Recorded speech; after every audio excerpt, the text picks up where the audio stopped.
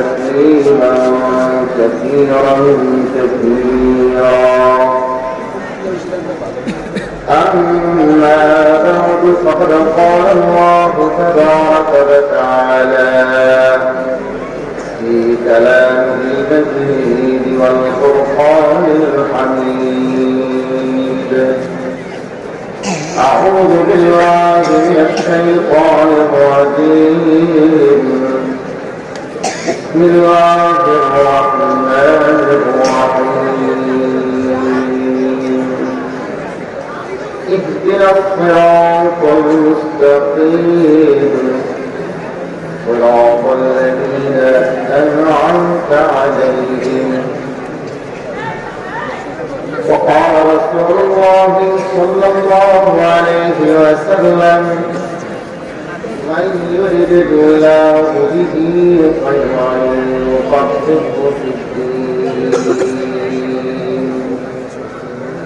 وقال رسول الله صلى الله عليه وسلم في حديث آخر: وإن بني إسرائيل تفرقت على 72 ملة وتفترق أمتي على 73 ملة كلهم في النار إلا ملة واحدة.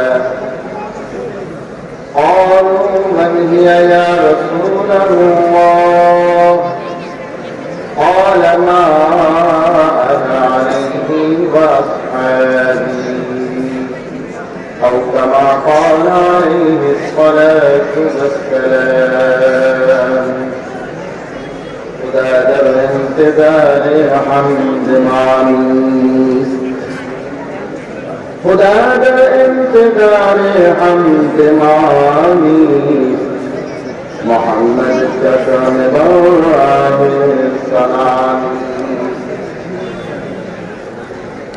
محمد حامد حمد خدا بس، خدا مت آفرین مصطفى بس. خدایا اذنی خواهم محمد اذنی خواهم خدایا اذنت حب مصطفى. معزز حاضرین، আল্লাহ পাক রব্বুল আলামিনের লক্ষ কোটি শুকর হুজুর যে রব্বুল আলামিন আমাদেরকে বেগম মসজিদ দারুল ঈমান মাদ্রাসার বার্ষিকী ওয়াজ মাহফিলের শরীক হবার তৌফিক এনায়েত করেছেন। আল্লাহ পাক রব্বুল আলামিনের শুকর আদায় করি বলে আলহামদুলিল্লাহ। মুআজ্জাজ হাজিরিন, আমি আপনাদের সামনে কোরআন কারীমের সকলের পরিচিত সূরা সূরাতুল ফাতিহার অংশ বিশেষ তেলাওয়াত করেছি।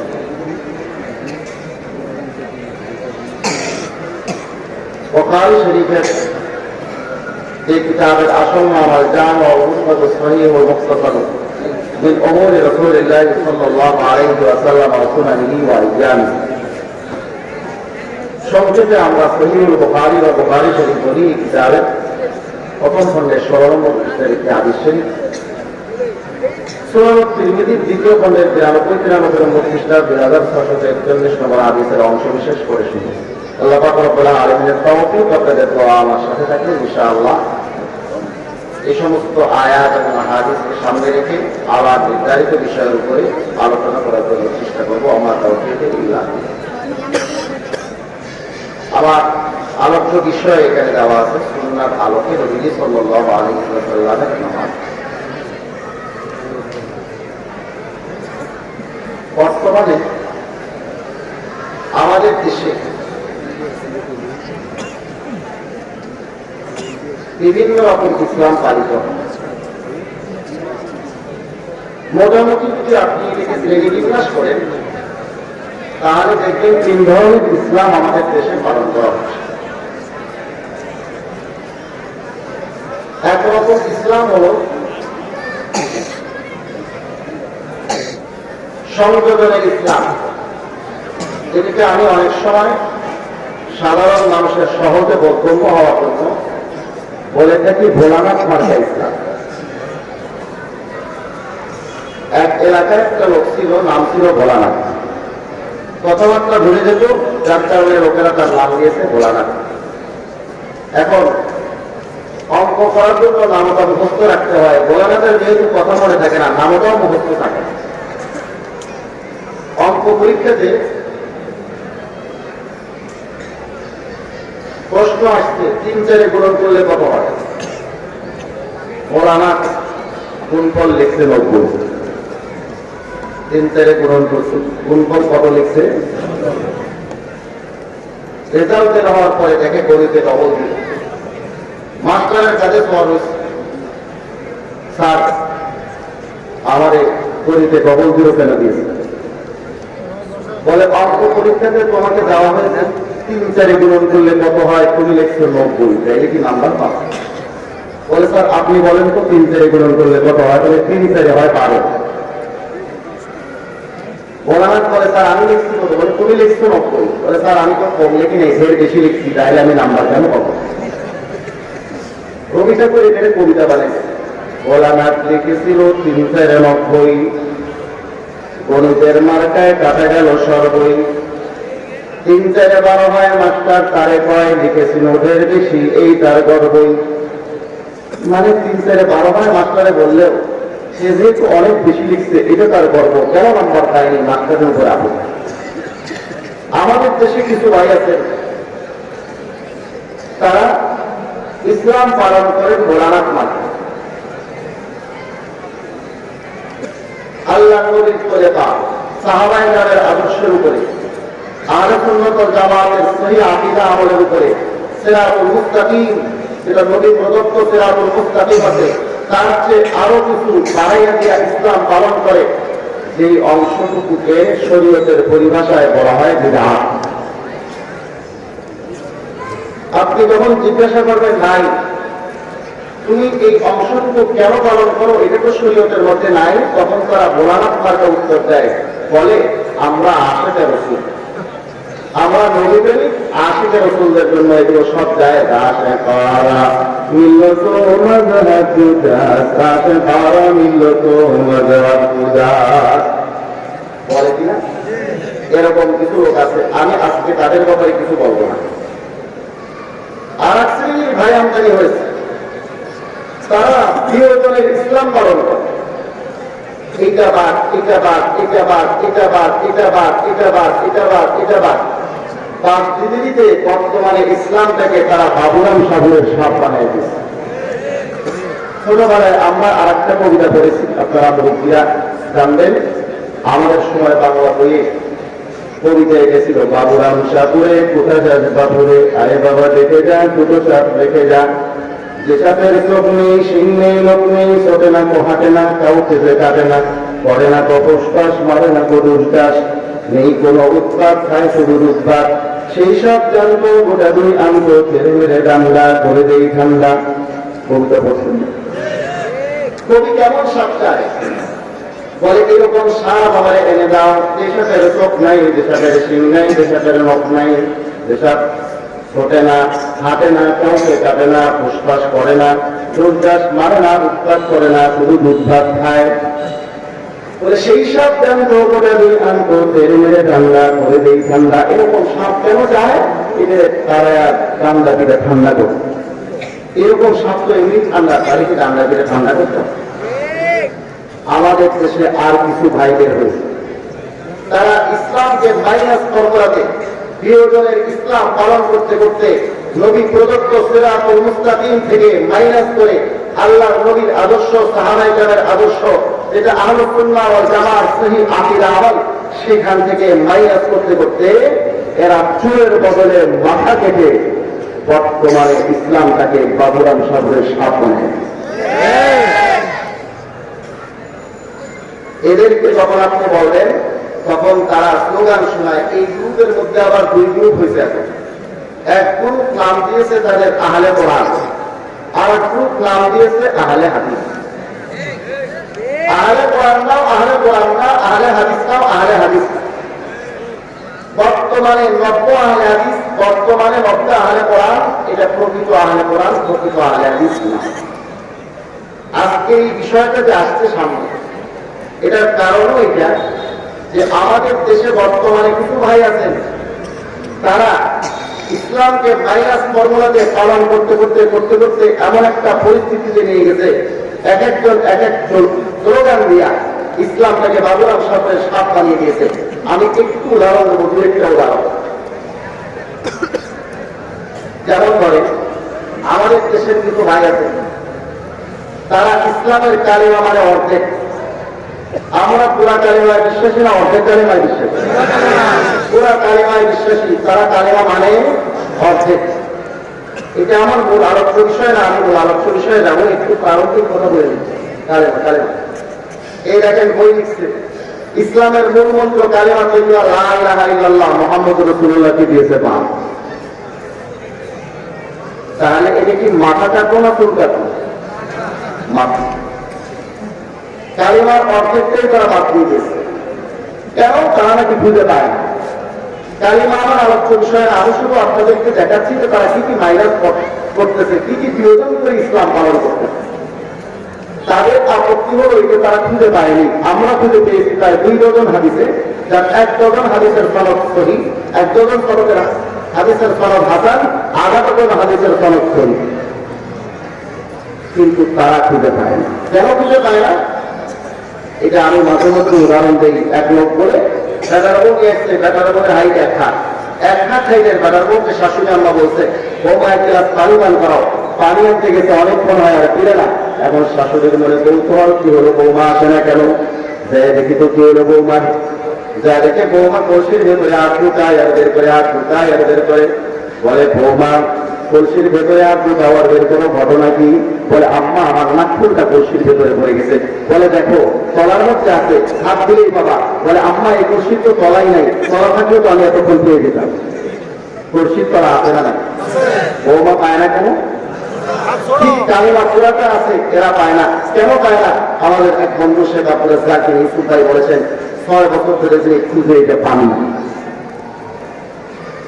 এখন আমরা পাই, ওনারা কেন পান না? এটা আপনারা সহজে বুঝে নিন। বলতে পারেন যে এখন 2-1 ব্যক্তিকে আমি নির্দিষ্ট করে বলছি, এতে তাদের বিপদ হচ্ছে কিনা। আপনি ওলামায়ে কেরাম থেকে জিজ্ঞাসা করবেন। আসমা ও রিজালের কিতাবগুলোতে স্পষ্ট লেখা আছে অমুক রাবি দাজ্জাল, অমুকে ধোঁকাবাজ, অমুকে মিথ্যাবাদী।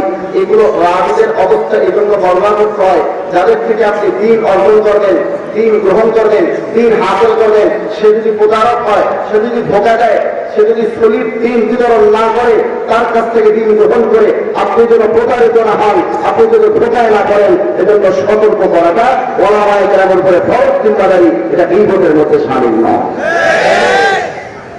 মুসলমান ভাইরা আমার, মাইনাস ফর্মুলাতে যাইয়া আমাদের এই বন্ধুরা আল্লাহ আল্লাহর দিক থেকে পর্যন্ত বিরাট বলে দিয়েছে। মাইনাস ফর্মুলাতে যাইয়া এজমা বাদ দিয়েছে, পেঁয়াজ বাদ দিয়েছে, মাযহাব বাদ দিয়েছে, তিরমিজি বাদ দিয়েছে, বহু আগে হক্কানি পীর মাশায়েখের তাসাউফ, যেটা কোরআন সুন্নাহ দ্বারা প্রমাণিত, সরাসরি কোরআন থেকে বুখারী শরীফের প্রথম খণ্ডের 7 নম্বর পৃষ্ঠার 18 নম্বর হাদিস থেকে প্রমাণিত, সেটাও তারা বিরাট বলে দিয়েছে। এগুলো তো মাইনাস করেছেই। এখন বাদ দিতে দিতে দিতে দিতে বর্তমানে তাদের বক্তব্য হলো, আপনি যদি সাহাবায়ে কেরামের মতো নামাজ করেন তাও আপনার নামাজ হবে না। সাহাবায়ে কেরাম কেউ দিয়েছে বাদ।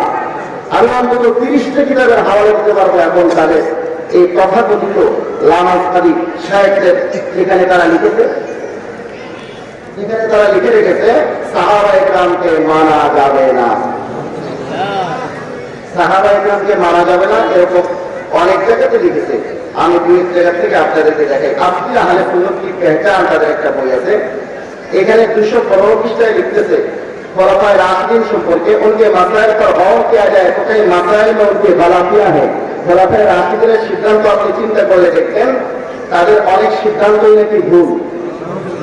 আমি আপনাদেরকে দেখাই মিশকাত শরীফের মধ্যে এক কিতাবে 4 কিতাবের হাওয়ালা দিয়ে 29-30 পৃষ্ঠা, 2 পৃষ্ঠা ব্যাপী মিশকাত শরীফ প্রথম খণ্ডে এই হাদিস শরীফটা উল্লেখ করা হয়েছে। ইরবাদ ইবনে সারিয়া রাদিয়াল্লাহু তাআলা আনহু থেকে আল্লাহর নবী সাল্লাল্লাহু আলাইহি ওয়াসাল্লাম ইরশাদ করেন, মান ইয়াশ মিনকুম বাদি, ও আমার উম্মতিরা, আমার পরে তোমরা যারা জীবিত থাকবে, ফাসায়ারা ইখতিলাফান কাসীরা, তোমরা এই উম্মতের মধ্যে অনেক মতভেদ দেখতে পাবে, অনেক মতপার্থক্য দেখতে পাবে। আল্লাহর হাবিব বলেন ফারিকুম বিসুন্নতি, ও আমার উম্মতিরা, আমি নবী মুহাম্মদুর রাসূলুল্লাহ নির্দেশ হলো ফারিকুম বিসুন্নতি ওয়া সুন্নাতিল খুলাফা'ir রাশিদিনিল মাহদিয়িন। তখন তোমরা আমার আদর্শ আর খুলাফায়ে রাশিদিনের আদর্শকে আঁকড়ে ধরবা, তাহলে পথভ্রষ্ট হবে না। আল্লাহ নবী বলেন খুলাফায়ে রাশিদিনের আদর্শকে আঁকড়ে ধরতে, আর এরা বলে খুলাফায়ে রাশিদিনের অনেক সিদ্ধান্ত ভুল। আল্লাহ নবী বলেন খুলাফায়ে রাশিদিনের সিদ্ধান্তগুলো সুন্নাত, তারা বলে খুলাফায়ে রাশিদিনের সিদ্ধান্তগুলো বিদআত। মুসলমান ভাইরা আমার, এই হাদিস শরীফটা মুসনাদে আহমদ, সুনান আবি দাউদ, সুনান তিরমিজি, সুনান ইবনে মাজাহ, চারটি হাদিসের কিতাবের মধ্যে উল্লেখ রয়েছে। আপনি মিশকাত শরীফ প্রথম খণ্ডে 25-30 পৃষ্ঠার মধ্যে হাতের নাগালে এই কিতাবটার মধ্যে পাবেন। মুসলমান ভাইরা আমার, চলুন আমরা দেখি আমাদের এই বন্ধুরা আরো লিখেছে তাদের ফতোয়া উলামায়ে হাদিস। ফতোয়া উলামায়ে হাদিসের 6 নম্বর খণ্ড, ফতোয়া উলামায়ে হাদিসের মধ্যে 6 নম্বর খণ্ডে 371 নম্বর পৃষ্ঠায় লিখেছে সাহাবী কা আমল দলিল नहीं होता, সাহাবীদের আমল শরীয়তের দলিল হয় না। এই সূত্র ধরে আমাদের এই বন্ধুরা এই সূত্র ধরেই আমাদের এই বন্ধুরা বলেছেন, শেখ মুজফফর বিন মহসিন ভাই, আমার এক বন্ধু আছেন লামাজ ধরি শেখ, এই বন্ধুটি বলেছেন আপনি যদি আবু বকরের মতো নামাজ পড়েন আপনার নামাজ হবে না, আপনি যদি ওমরের মতো নামাজ পড়েন নামাজ হবে না, আপনি যদি ওসমানের মতো নামাজ পড়েন আপনার নামাজ হবে না, আপনি যদি আলীর মতো নামাজ পড়েন নামাজ হবে না। রাদিয়াল্লাহু আনহু সে বলে নাই, আমরা সকলেই বলি রাদিয়াল্লাহু আনহুম। রাদিয়াল্লাহু আনহু বলে নাই, আবু বকর, ওসমান, আলী, হযরত নাই, রাদিয়াল্লাহু আনহু নাই। ব্যাস, মনে হয় ওনার চাচাতো ভাই। এমন একটা অবস্থা, তাদের মতো নামাজ পড়লে নামাজ হবে না।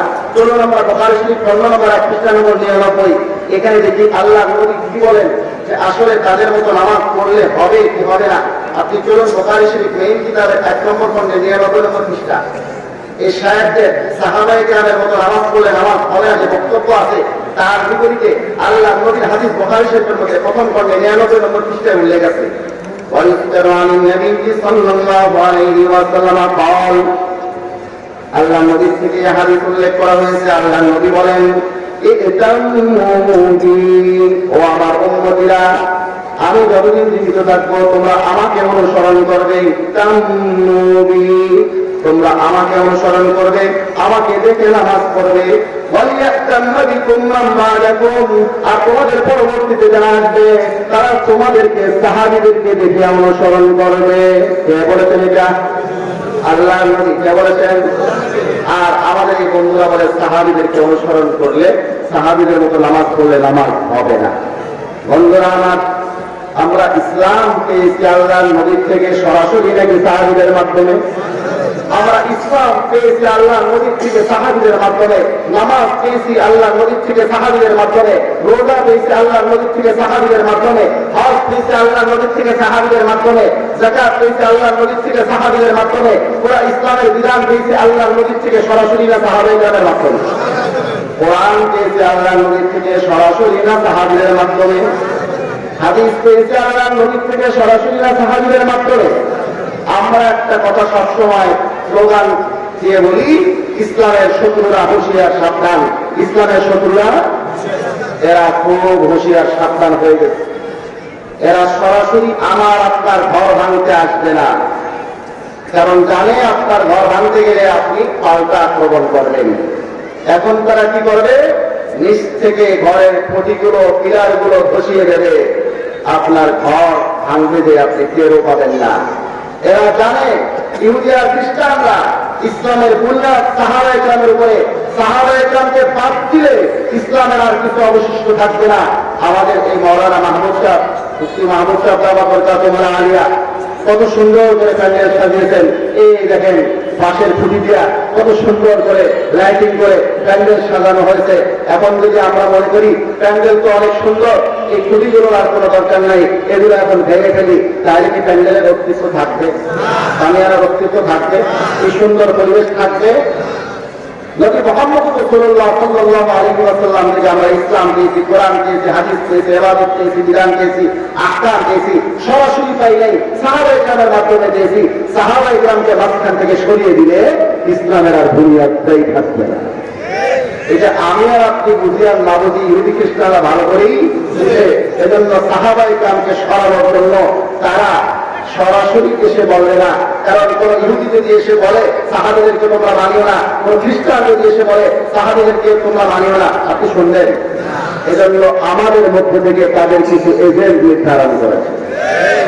মুসলমান ভাইরা আমার, আপনি আল্লাহর কোরআন পড়লেন 1 নম্বর পারার একেবারে শেষ পৃষ্ঠা সূরাতুল বাকারার 137 নম্বর আয়াত। আল্লাহ পাক রব্বুল আলামিন বলেন, فإن آمنوا بمثل ما آمنتم به فقد اهتدوا। तमाम পৃথিবীর মানুষ তোমাদের সাহাবীদের মতো যদি ঈমান আনে, সাহাবীদের মানদণ্ডে যদি तमाम পৃথিবীর মানুষের ঈমান আমল হয়, তবেই তারা হেদায়েত প্রাপ্ত। সাহাবীদের মানদণ্ডে ঈমান আমল না হলে তারা হেদায়েত প্রাপ্ত হতে পারে না। তো এরা সাহাবায়ে কেরামকেও দিয়েছে ভাগ। এখন আবার অগ্রসর হয়ে তারা বলতেছে আল্লাহ রাসূলও ভুল করেছেন। এমনকি নবী সাল্লাল্লাহু আলাইহি ওয়াসাল্লামের ব্যাপারে তাদের বক্তব্য হলো তিনি শরীয়তের ব্যাপারেও ভুল করেছেন। আর একটা একটু আকবরিয়া নবীজিকে তালাক দেওয়ার জন্য উদ্যত হয়ে গেছে। নাউযুবিল্লাহ। এরা আল্লাহ তাআলার ব্যাপারে আকীদা, যেহেতু আজকে আমার আলোচ্য বিষয় না, আকীদা আলোচনার বিষয় হলে সেদিন আকীদার উপরে বলবো। তারা বলে হানাফিদের আকীদায় সমস্যা। আরে ভাই, আমাদের এই বন্ধুদের কালিমা সম্পর্কে আকীদা ঠিক নেই, আল্লাহ সম্পর্কে আকীদা ঠিক নেই, রাসূল সম্পর্কে আকীদা ঠিক নেই, সাহাবায়ে কেরাম সম্পর্কে আকীদা ঠিক নেই, আখিরাত সম্পর্কে আকীদা ঠিক নেই। আর আছে কোনটা ঠিক? আকীদার উপরে বিস্তর আলোচনা করা যায় ইনশাআল্লাহ। তবে এই মুহূর্তে না। আল্লাহ নবীর ব্যাপারে তাদের একটা ভুল আকীদা সম্পর্কে আপনাদেরকে বলে যাই। আল্লাহ নবী সম্পর্কে তাদের আকীদা হলো নবীজিকে তারা মুর্দা বলে। আমাদের আকীদা হলো বরজাখী হায়াতে নবীজি কবরে সশরীরে জিন্দা। দুনিয়াবী হায়াত নবীজির ওফাতের মাধ্যমে শেষ হয়ে গেলে বরজাখী হায়াতে নবীজি কবরে সশরীরে জিন্দা। নবীজিকে মুর্দা বলা যাবে না। আর আমাদের এই আকীদাটা আকীদার প্রমাণ হিসেবে আমি পেশ করছি মুসনাদে আলী আলা খণ্ড নম্বর 5 পৃষ্ঠা নম্বর 201 202 হাদিস নম্বর 3425। হযরত আনাস রাদিয়াল্লাহু তাআলা আনহু থেকে বর্ণিত এই হাদিস শরীফের মধ্যে স্পষ্ট উল্লেখ আছে, নবী করিম সাল্লাল্লাহু আলাইহি ওয়াসাল্লাম ইরশাদ করেন, আন আনাস রাদিয়াল্লাহু তাআলা আনহু আন আনাস বিন মালিক রাদিয়াল্লাহু আনহু قال رسول الله صلى الله عليه وسلم الأنبياء أحياء في قبورهم يصلون। নবীগণ জিন্দা, তাদের কবরের মধ্যে নামাজরত অবস্থায় রয়েছেন। তাইলে নবীগণ জিন্দা না মুর্দা? জিন্দা। স্পষ্ট হাদিসে আছে, 1-2 না, আরো অনেক হাদিসের মধ্যে আছে। আপনি শুআবুল ঈমান বিল বায়াতে খণ্ড নম্বর 2 পৃষ্ঠা নম্বর 687 হাদিস নম্বর 1583 এখানে যদি দেখেন শুআবুল ঈমান বিল বায়াতে খণ্ড নম্বর 2 পৃষ্ঠা নম্বর 687 হাদিস নম্বর 1583 এখানে হযরত আবু হুরায়রা রাদিয়াল্লাহু তাআলা আনহু থেকে স্পষ্ট ভাষায় উল্লেখ আছে, আল্লাহর হাবিব বলেন, মান সাল্লাল্লাহু আলাইহি ইনদা কবরি সামিতুহু। যে ব্যক্তি আমার কবরের পাশে এসে দরুদ শরীফ পড়ে, আমি নবীর নিজের কানে সেটা শ্রবণ করি। ওয়ামান সাল্লাল্লাহু আলাইহি নাবিয়ান ইউদলিহু। আর যে ব্যক্তি দূর থেকে আমার উপরে দরুদ শরীফ পড়ে, আমি নবী যাইয়া আমিনা আমার কাছে পৌঁছানো হয়। তাইলে নবীজি নিজে কানে শোনেন, তাইলে নবী জিন্দা না মুর্দা? চলুন মুসনাদে আহমদ ইমাম বুখারী রাহমাতুল্লাহ উস্তাদের লেখা এই কিতাবে খণ্ড নম্বর 6 পৃষ্ঠা নম্বর 183 হাদিস নম্বর 3666 হযরত আব্দুল্লাহ বিন মাসউদ রাদিয়াল্লাহু তাআলা আনহু থেকে স্পষ্ট ভাষায় এখানে উল্লেখ আছে, قال رسول الله صلى الله عليه وسلم আল্লাহর হাবিব সাল্লাল্লাহু আলাইহি ওয়াসাল্লাম ইরশাদ করেন, ইন্না লিল্লাহি ফিল আরদি মালাইকাতান সাইয়াহিন। নিশ্চয়ই আল্লাহ তাআলার এমন কিছু ফেরেশতা আছে, তাদের একটাই দায়িত্ব সাইয়াহিন, তারা তামাম পৃথিবীতে ঘুরে বেড়াবে। সালাম, আর আমার কাছে আমার উম্মতের প্রতি দরুদ ও সালাম গুলো পৌঁছাইয়া দেবে। তাহলে নবীর কাছে দরুদ ও সালাম ফেরেশতারা পৌঁছাইয়া দেয়। নবী কবরে জিন্দা না মুর্দা? তাদের আকীদা কি? একটু এক শায়েখের আকীদা আমি আপনাদেরকে শোনাই। একজন শায়েখ নবী সাল্লাল্লাহু আলাইহি ওয়াসাল্লামের এই হায়াতুন নবীর আকীদা সম্পর্কে তার বক্তব্য দেখেন। সে বলছে যে নবীজি তো মুর্দা, নবীজিকে জিন্দা বলা যাবে না। যারা জিন্দা মানে তাদেরকেও তালাক, আর এই জিন্দা নবীকেও তালাক। দেখেন এদের ভাষার অবস্থা। নবী করিম সাল্লাল্লাহু আলাইহি ওয়াসাল্লাম সম্পর্কে তাদের আকীদার অবস্থাটা একটু দেখেন। শায়েখের বক্তব্যটা সরাসরি শুনে। এই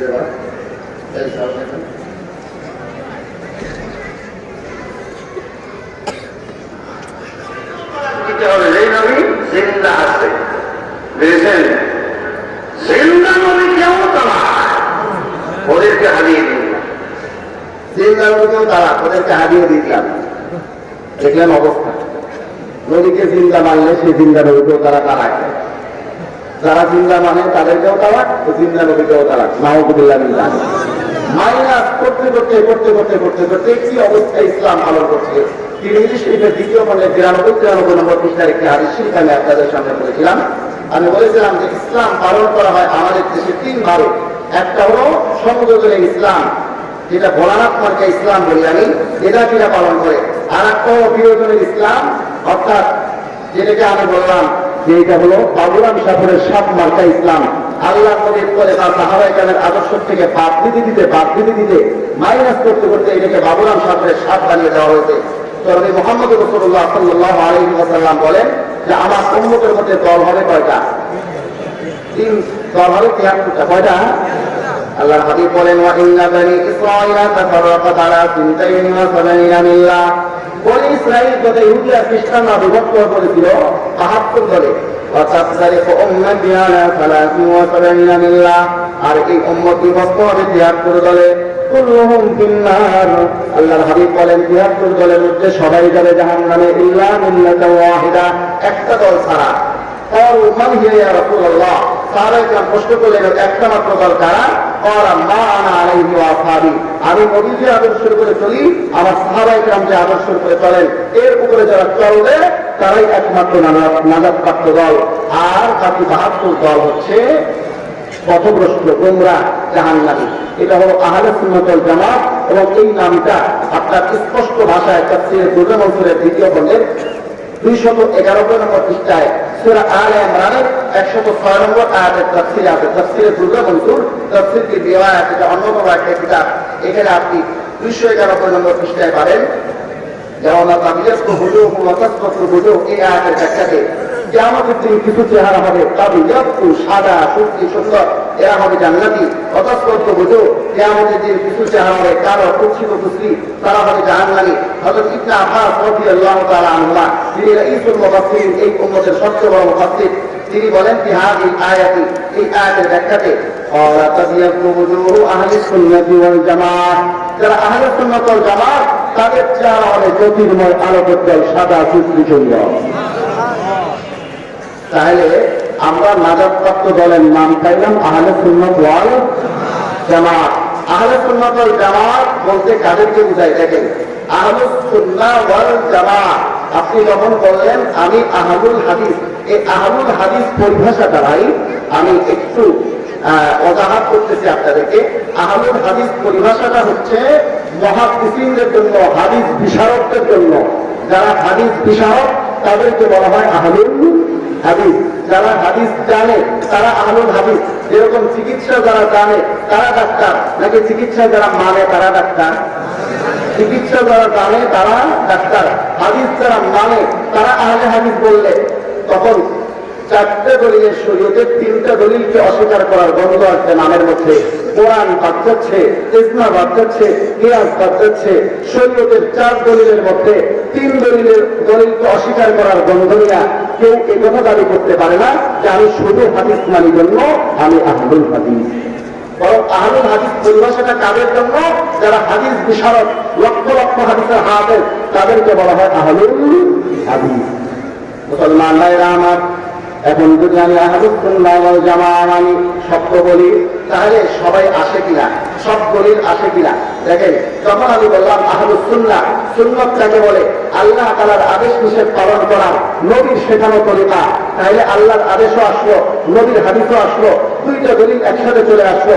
যখন ওই জামা বললাম, জামা মানে সাহাবায়ে কেরামের জামাত। সাহাবায়ে কেরামের জামাতকে আমি মানি। সাহাবায়ে কেরামের জামাতের মধ্যে কিছু আছে সম্মিলিত সিদ্ধান্ত, যেটাকে বলা হয় ইজমা, কিছু আছে একক ইজতিহাদ, যেটাকে বলা হয় কিয়াস। যখন আমি বললাম আহলুস সুন্নাহ ওয়াল জামাত, তখন এর মধ্যে পরিচয় আসলো আমি কোরআন মানি, আমি সুন্নাহ মানি, আমি ইজমা মানি, আমি কিয়াস মানি।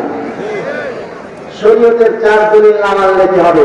শরীয়তের 4 দলিল যদি কেউ না মানে, নামাজ পুরা নামাজ পড়বে থাক, একটা রুকু করতে পারবে না, একটা সেজদা করতে পারবে না। আমি একেবারে খোলামেলা আলোচনা করি, যাতে এই বিষয়টা খোলামেলা উদাহরণ দিয়ে আপনাদেরকে দেখাচ্ছি।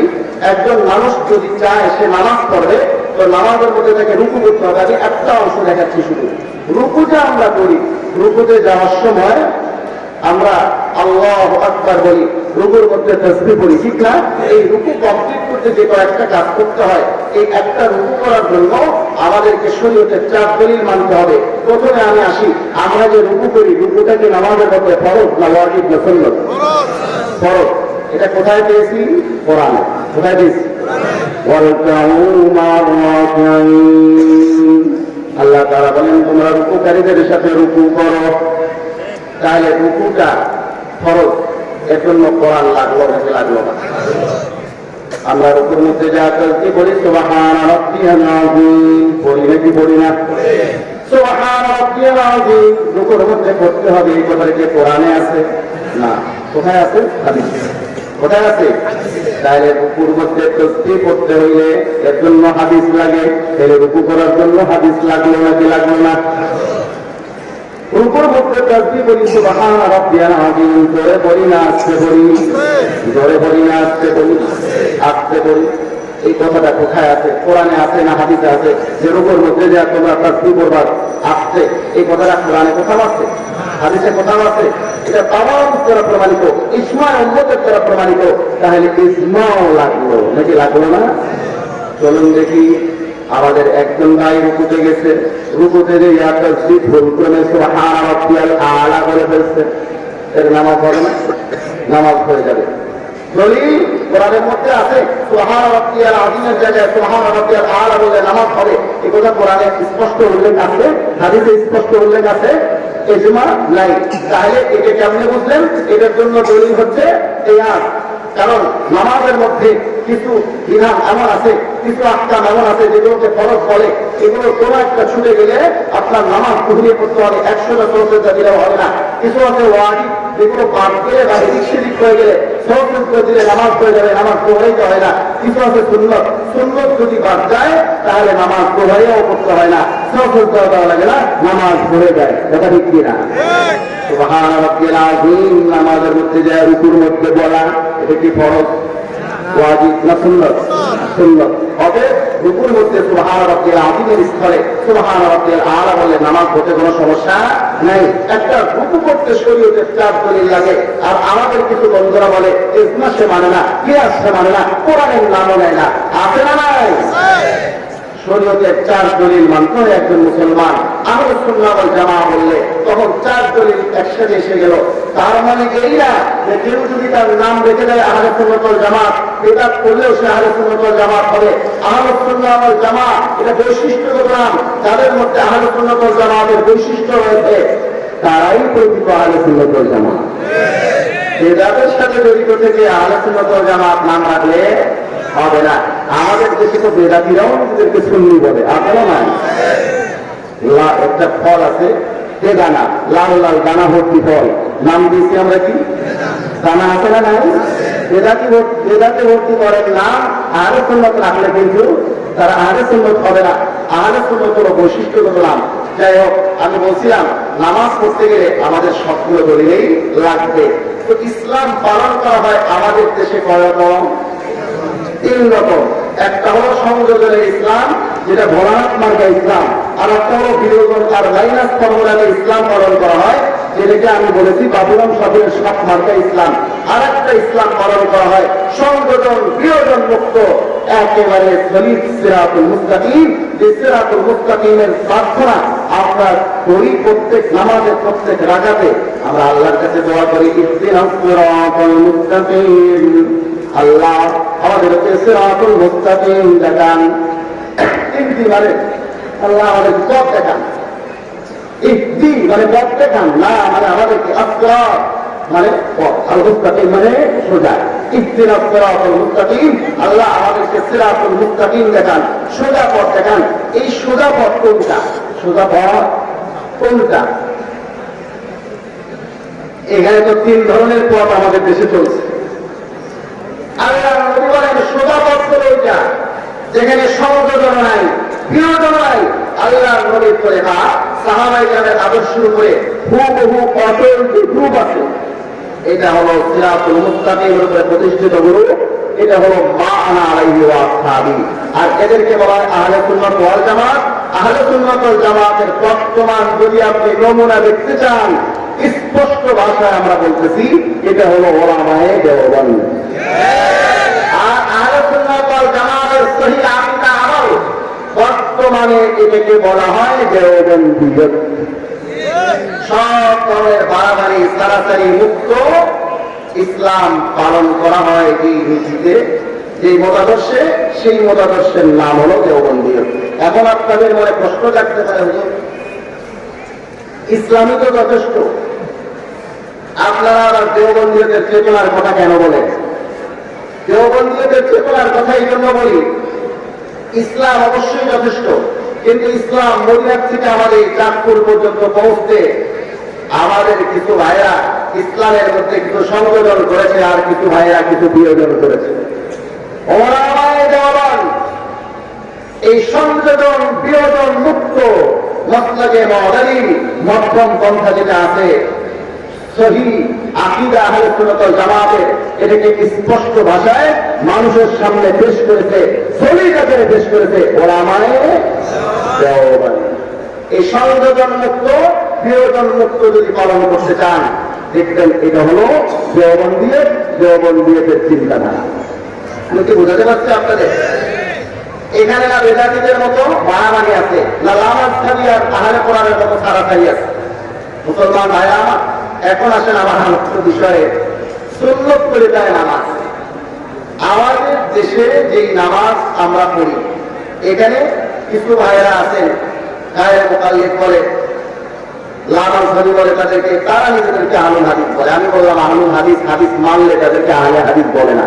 হাদিস যারা মানে তাদেরকে বলে না আহলুল হাদিস। আহলুল হাদিস তাদেরকে বলে যারা হাদিস জানে তাদেরকে। আহলুল হাদিস যদি আপনি হাদিস মানিয়া নিজেকে বলেন, তাহলে আপনি ঠকে যাবেন, কারণ আপনার নামের মধ্যে 3 দলিলকে অস্বীকার করার গন্ধ এসে যাবে তখন।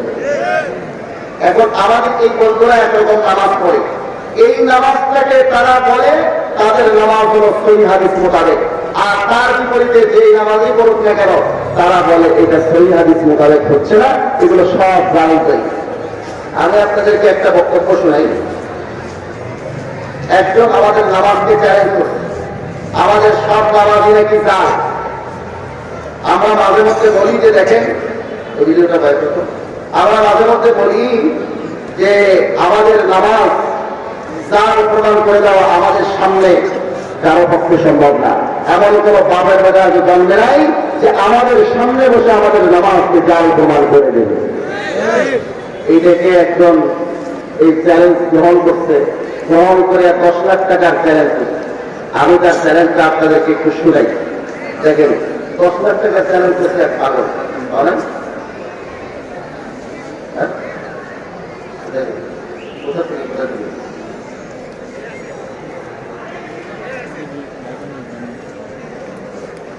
এরা এক চ্যালেঞ্জ করছে 10 লাখ টাকা। কয় লাখ টাকা চ্যালেঞ্জ?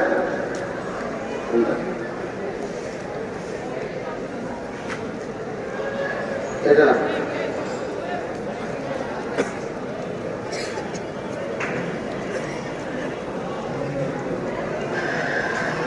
এটা না, এখানে 10 লাখ টাকার চ্যালেঞ্জ করছে আমাদের এক ভাই। সে বলছে যে এরা বলে এদের সামনে বসিয়া তাদের নামাজকে জাল প্রমাণ করার মতো কোনো কেউ আজও পর্যন্ত কোনো বাপের বেটা এরকম জন্ম নেয় নাই। তো আমি তাদের নামাজকে চ্যালেঞ্জ করতেছি। এরকম একজন চ্যালেঞ্জ করছে 10 লাখ টাকা আমাদের নামাজকে জাল প্রমাণ করছে। দেখেন, এমন কোন মায়ের বেটা নাই যে তাদের সামনে বসে তাদের নামাজকে জাল প্রমাণ করতে পারে। আমি তার চ্যালেঞ্জ গ্রহণ করি। উল্টো আমি ওপেন 10 লক্ষ টাকা আমার পক্ষ থেকে চ্যালেঞ্জ ঘোষণা করা হলো। 10 লক্ষ টাকা। এখন আমি যে হাদিসগুলো বলবো, হানাফি মাযহাবের প্রত্যেকটা হাদিস জাল। হানাফি মাযহাবের যে সালাত, সেই হাদিসের উপর ভিত্তি করে তারা সালাত আদায় করে, সেই হাদিসগুলো জাল। নাম্বার 1, তারা সূরা ফাতিহা পড়ে না। সূরা ফাতিহা পড়তে হবে। হাদিসটি সহিহ বুখারীতে 2756 নম্বর হাদিস। লা সালাতা লিমান ইয়াকরা বিফাতিহাতিল কিতাব অথবা উম্মুল কিতাব, সূরা ফাতিহা ছাড়া সালাত হয় না। তারা এই হাদিসটাকে মানতে পারে না হানাফি মাযহাব মানার কারণে।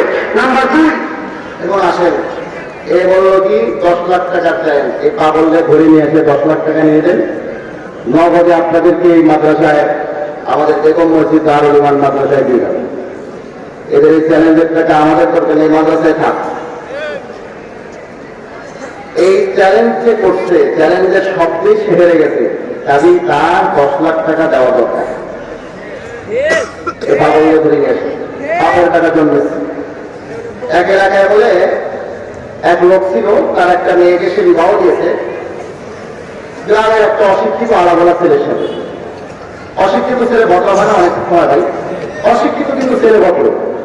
ছোট মেয়েটা স্কলারশিপ নিয়ে বিদেশে গেছে, যাইয়া একটা ইংলিশ মিডিয়াম স্কুলে সে পড়ালেখা করেছে, সারা জীবন ইংলিশের উপরে করেছে, সবকিছু ইংলিশ। একটা ছেলের সাথে তার বিবাহ হয়েছে, সে ইংরেজি ছাড়া কিছুই বুঝে না।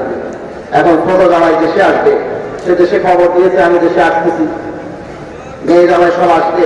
এখন পরিবারের লোকের চিন্তা যে আমাদের বড় জামাই তো ইংরেজি বোঝে না, ইংরেজি বলতেও পারে না, ছোট জামাই সে আবার ইংরেজি ছাড়া অন্য কিছু বোঝে না। এখন বড় জামাইকে বলছে, জামাই তুমি তো আমাদের ছেলের মতো, একটা কথা বলি, বলে না 10টা বলেন কোনো সমস্যা নেই, বলে আমাদের ছোট জামাইকে ইংরেজি ছাড়া কিছু বলতেও পারে না, বুঝেও না, তুমি তো আবার ইংরেজি ধারে কাছে নেই। আমি বলি কি, ছোট জামাই যে কয়েকদিন থাকে, তুমি এই কয়েকদিন আমাদের বাড়িতে এসো না, বাড়িতে আসলে আমাদের ফ্যামিলি স্ট্যাটাস একটু নষ্ট হবে। বলে ঠিক আছে, আপনারা না জেনে না আসবো না, আপনাদের ফ্যামিলি স্ট্যাটাসটা আমার এই বাড়িতে আসার দরকার নাই। হঠাৎ একদিন আসছে, ছেলে আবার ভদ্র, খোঁজখবর নিতে আসছে, ছোট ভাইয়া আসছে, কোনো বাজার সদায় লাগছে কিনা।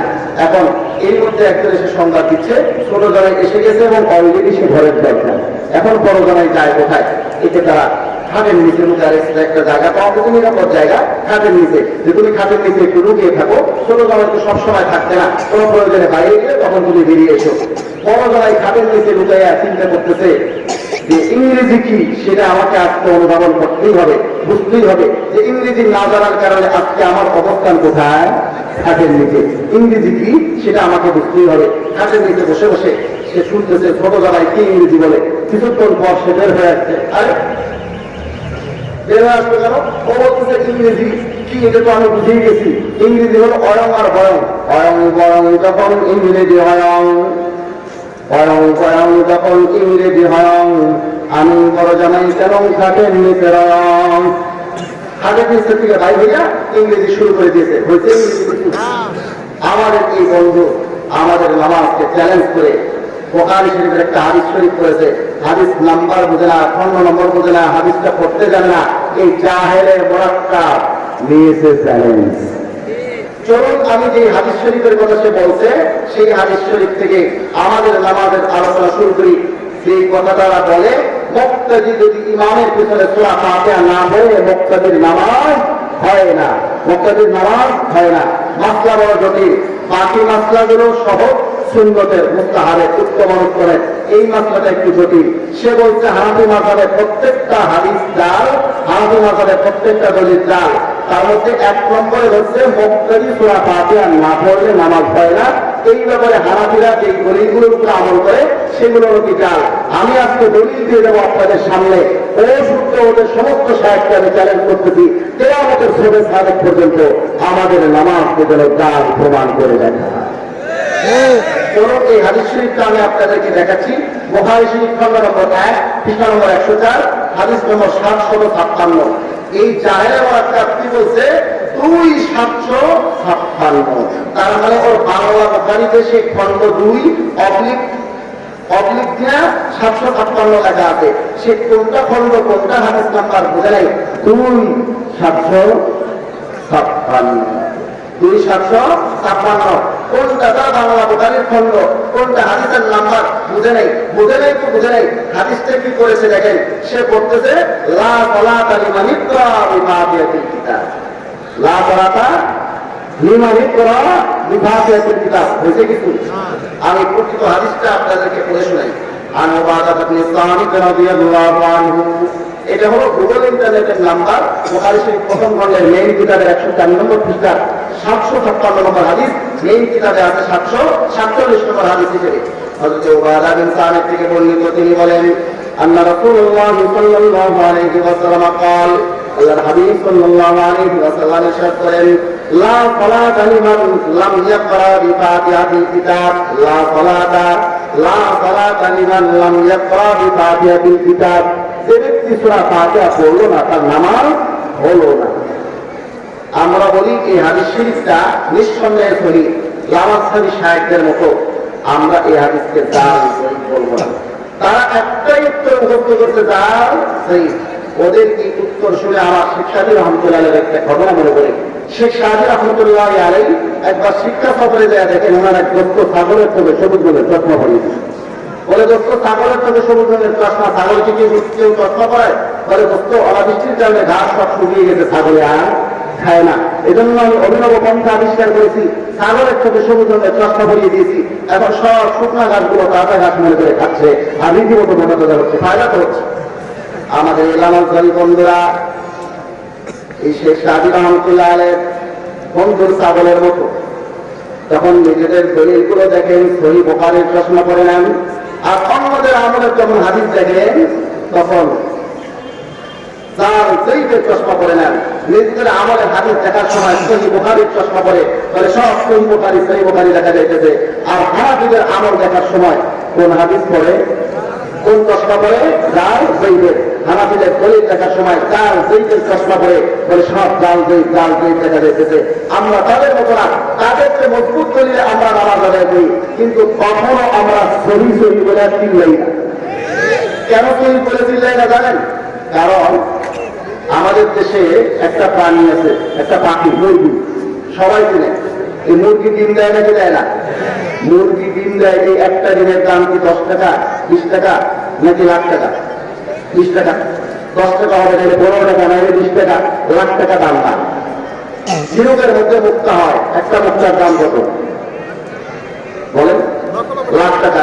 একটা মুক্তার দাম লাখ টাকা, লক্ষ টাকা মুক্তা জন্ম দিয়ে ঝিনুকটা চিল্লায় না, এত বড় গরুর বাছুর দিয়ে গরুটা চিল্লায় না। কিন্তু মুরগিটা 10 টাকা, 15 টাকা, 20 টাকা দামের ডিম দিয়া চিল্লায় কি চিল্লায় না? এমন চিল্লায় যে কয়েকটা মহাদেশে বিজয় করে আসছে, কথা ঠিক কিনা? যাদের কাছে মুরগির ডিম মার্কা দলিল থাকে তারা সহিহ বলে চিল্লায়। ইমাম আযম আবু হানিফা রাহমাতুল্লাহ এক একটা ইখতিয়ার, এক একটা দলিল মুক্তার মতো, যাদের কাছে মুক্তা থাকে তারা চিল্লায় না। আমি তাদের এই দলিলটার ব্যাপারে বলবো, আমরা তাদের মতো জাল সহিহ এই স্লোগান, একটা স্লোগান শিখি নাই। এই হাদিস শরীফটা নিঃসন্দেহে সহিহ। হযরত উবাদা বিন সামিত থেকে বর্ণিত এই হাদিসে আল্লাহর নবী বলেছেন, যে সূরা ফাতিহা পড়লো না তার নামাজ হলো না, যে সূরা ফাতিহা পড়লো না তার নামাজ হলো না। এখানে কি মুক্তাদি শব্দ উল্লেখ আছে? মুক্তাদি শব্দ উল্লেখ আছে? মুক্তাদির জন্য এই হাদিস থেকে সূরা ফাতিহা প্রমাণ করতে গেলে হাদিসের মধ্যে ইঞ্জিনিয়ারিং করা লাগবে।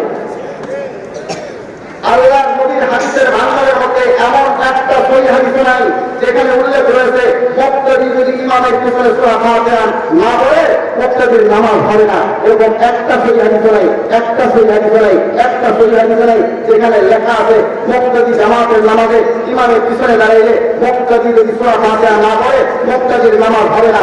একটা সহিহ হাদিস এরকম নাই, একটা সহিহ হাদিস এরকম নাই, একটা সহিহ হাদিস এরকম নাই।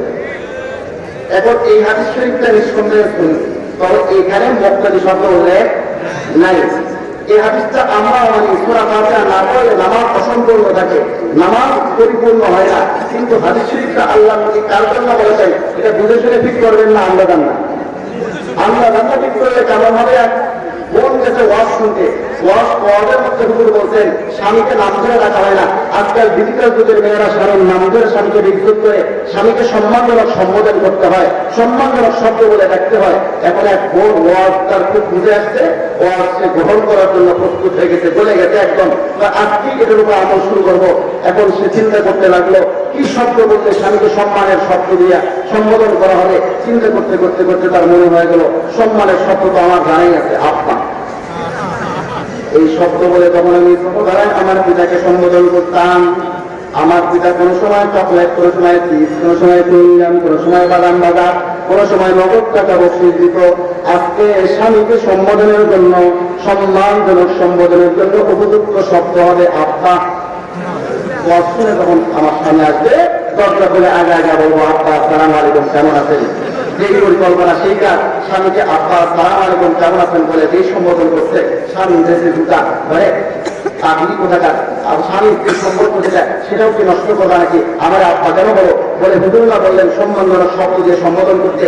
আব্বা তো অসম্মানের শব্দ, আমি এই শব্দ বলে আমার পিতাকে ডাকলে, আমার পিতা ছোটবেলায় আমাকে চকলেট চিপ চুইংগাম বাদাম বাদাম নগদ টাকা বসিয়ে দিত, আর আপনারে বললে আমি বললাম ভুটা এটা আমার কপালে ছিল।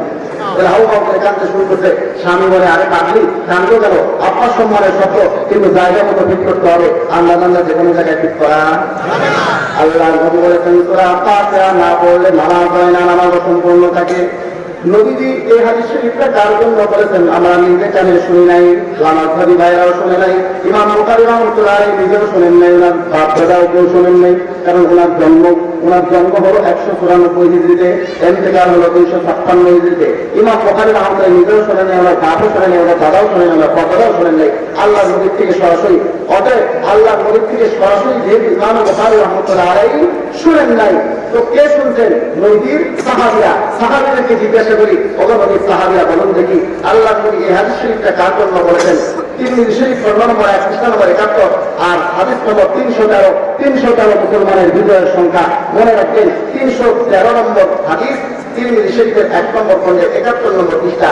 হযরত জাবের রাদিয়াল্লাহু তাআলা থেকে বর্ণিত, তিনি বলেন মান সাল্লা রাকাতান লাম ইয়াকরা ফিহা বিউম্মিল কুরআন, যে ব্যক্তি এমন এক রাকাত নামাজ পড়লো যে রাকাতটিতে উম্মুল কুরআন সূরা ফাতিহা পড়লো না, ফালাম ইউসাল্লি, সেজন্য নামাজই পড়লো না, ইল্লা আন ইয়াকুনা ওয়ারাআ ইমাম, কিন্তু যদি ইমামের পেছনে থাকে তার জন্য এই হাদিস প্রযোজ্য নয়।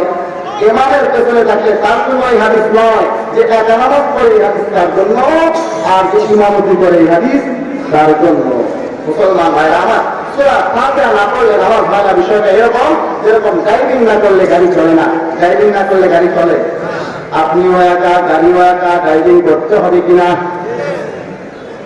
অনেক লোক একটা গাড়িতে বসছে, একজন বসছে ড্রাইভিং সিটে, তাহলে তাকে ড্রাইভিং করতে হবে কি হবে না? এখন একজন বসছে প্যাসেঞ্জারের সিটে, সেও ড্রাইভারের সাথে ড্রাইভিং করবে না? প্যাসেঞ্জার কি ড্রাইভারের সাথে স্টিয়ারিং ধরে ড্রাইভিং করবে? আর ড্রাইভারে আর প্যাসেঞ্জার একসঙ্গে যদি ড্রাইভিং শুরু করে, এই যাত্রীরা গন্তব্যে যাবে না গোরস্থান যাবে? মুসলমান ভাইরা আমার, প্যাসেঞ্জারের গাড়ি চলে কি চলে না? ড্রাইভিং সহ চলে না, ড্রাইভিং করা ড্রাইভিং সহই চলে, কিন্তু ড্রাইভারে ড্রাইভিং করে দেয় জন্য প্যাসেঞ্জারের ড্রাইভিং করা লাগে না। ড্রাইভারের ড্রাইভিং এর দ্বারা প্যাসেঞ্জারের উপকার হয় নাকি হয় না? আমাদের কিছু ভাইয়েরা বলেন আপনি মুক্ত জড়িয়ে ফাতিহা না পড়লে ফাতিহার ফজিলত থেকে আপনি বঞ্চিত থাকলেন। আমি আপনাদেরকে দেখাই আল্লাহ নবী ড্রাইভিং এর কথাটা তার ভাষায় কিভাবে বলেছেন। ইবনে মাজাহ শরীফ 61 নম্বর পৃষ্ঠা 850 নম্বর হাদিস, হযরত জাবের রাদিয়াল্লাহু তাআলা আনহু থেকে এই হাদিস শরীফটা আপনি দেখতেন 61 নম্বর পৃষ্ঠা ইবনে মাজাহ শরীফে। এখানে নবী সাল্লাল্লাহু আলাইহি ওয়াসাল্লামের প্রসিদ্ধ সাহাবী হযরত জাবের রাদিয়াল্লাহু তাআলা আনহু বলেন, قال رسول الله صلى الله عليه وسلم, আল্লাহর হাবিব সাল্লাল্লাহু আলাইহি ওয়াসাল্লাম ইরশাদ করেন, মান কানা লাহু ইমামুন ফাকিরাতুল ইমামি লাহু কিরাতুন, যার ইমাম থাকে ইমামের কিরাত মুক্তাদির জন্য যথেষ্ট হয়ে যায়, মুক্তাদির আলাদা করে কিরাত পড়ার কোনো দরকার হয় না। তাহলে ইমামে পড়লে মুক্তাদিও ফজিলত পায়, তবে ইমামের পড়ার জন্য মুক্তাদির পড়া লাগে না, মুক্তাদিরও উপকার হয়ে যায়, মুক্তাদিরও ফজিলত হয়ে যায়। মুক্তাদির গাড়িও চলতেছে, ড্রাইভিং সহজ চলতেছে, কিরাত সহজ চলতেছে, তবে প্যাসেঞ্জারের গাড়ি যেরকম ড্রাইভিং সহজ করে, ড্রাইভারে ড্রাইভিং করে দেয় জন্য প্যাসেঞ্জারের আর ড্রাইভিং করা লাগে না। এর উপকার প্যাসেঞ্জারও পায়। ইমামের সব ফাতিহা করে দিলে মুক্তাদির আর পড়া লাগে না, মুক্তাদিরও পড়া হয়ে যায় না। মুসলমান ভাইরা, এখন বলতে পারেন হুজুরিকে তাদের দলিলের প্রমাণ।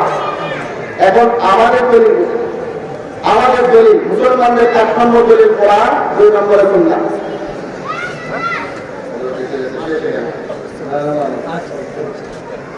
আজকে পর্যন্তই হুজুর চলে আসছে, না এখন বাকি আলোচনা ইনশাআল্লাহ অন্য কোনো দেখেন। এখানে নামের যে সিরিয়াল আছে এটা কিন্তু আসলে মানে বক্তার মানের সিরিয়াল না। বর্তমানে আমাদের সারা বাংলার আলোড়ন সৃষ্টিকারী যেরকম যোগ্য সালাহিয়ত, যেরকম হিম্মতও সেরকম, নাহমতও সেরকম। হজরত মাওলানা এটাও তিনি আপনার সাহেব কোরআন শুনলেই বুঝতে পারবেন ইনশাআল্লাহ। তো আমি সংক্ষেপে একটু যেহেতু বলতেছেন 2 মিনিট আমাকে এই মাত্রাটা শেষ করুন।